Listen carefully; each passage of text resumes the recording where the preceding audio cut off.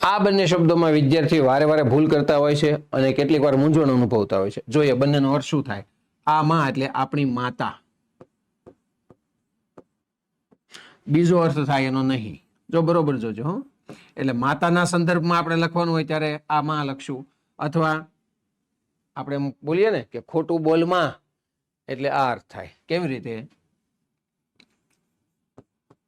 ખોટું બોલમાં એટલે આ માનો અર્થ થયો નહીં. હું કૌંસમાં લખું છું એટલે તમને ખબર પડશે. પછી આપણે જયારે કંકોત્રી લખવાનું હોય ત્યારે કંકોત્રીમાં આપણી કુળદેવી હોય, દાખલા તરીકે ખોડિયારમાં, તો જય ખોડિયાર માં. હવે કંકોત્રીમાં છે ને આ માં ઉપર તમને મોટા ભાગે કોઈ પણ માતાજી નામ લખ્યું ને આના ઉપર તમને અનુસ્વાર જોવા મળશે. મિત્રો ખોટું છે, યાદ રાખજો, ન લખાય. કારણ કે આ માં એટલે માતાના સંદર્ભમાં છે.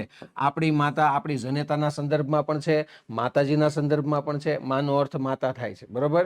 એટલે કંકોત્રીમાં વારે વારે તમે જોતા હશો માતાના અર્થમાં જ્યારે માં પ્રયોજે ત્યારે એના ઉપર મીંડું આવે નહીં, એટલે કે અનુસ્વાર આવે નહીં. હવે આ બીજું, આ માં એટલે ની અંદર. તો કેવી રીતે?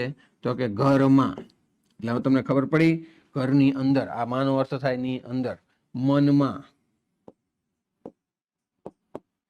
બગીચામાં. ઘણીવાર આ અનુસ્વાર ની એક બાબત છે એ પરીક્ષામાં તમારા એક માર્ક માટે પણ ખૂબ ઉપયોગી બનતી હોય છે. બરોબર યાદ રાખજો. આ બંનેના ઉપયોગ માટે કાળજી રાખજો. ગુજરાતી ભાષા આનાથી વધારે સમૃદ્ધ થશે. આવા જ બીજા વ્યાકરણના ખ્યાલો મેળવવા માટે અમારી વ્યાકરણ વિહાર નામની યુટ્યુબ ચેનલમાં જોડાવો. અને આપને કોઈ સરકારી પરીક્ષા આપવાની છે તો વ્યાકરણ વિહાર ઈ ક્લાસ નામની એપ્લિકેશનમાં આપનું હાર્દિક સ્વાગત છે.